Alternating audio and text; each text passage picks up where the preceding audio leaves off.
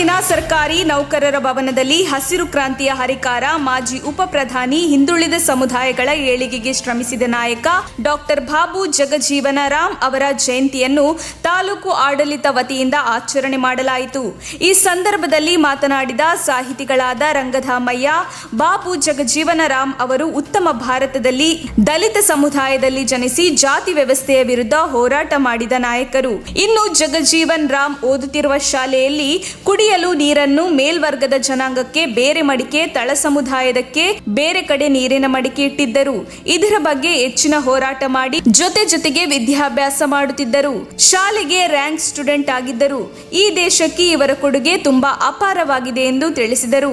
ಮತ್ತು ನಗರಸಭಾ ಸದಸ್ಯರ ರಾಮ್ ಮೋಹನ್ ಮಾತನಾಡಿ, ನಮ್ಮ ಸಮಾಜಕ್ಕೆ ನಾವೆಲ್ಲರೂ ಹೇಗೆ ಸಮಾನತೆಯಿಂದ ಬಾಳಬೇಕು ಅನ್ನೋದನ್ನ ಅಭಿಸ್ವಾರವಾಗಿ ಹೋರಾಟ ಮಾಡಿದ ನಾಯಕ ಡಾಕ್ಟರ್ ಬಾಬು ಜಗಜೀವನ್ ರಾಮ್ ಎಂದು ತಿಳಿಸಿದರು.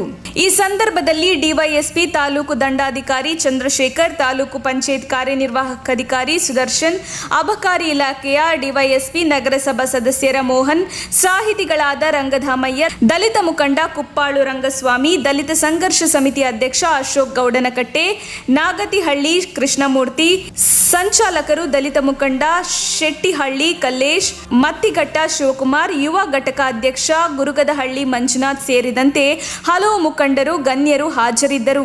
ವರದಿ ಮಂಜು, ಗುರುಗದಹಳ್ಳಿ.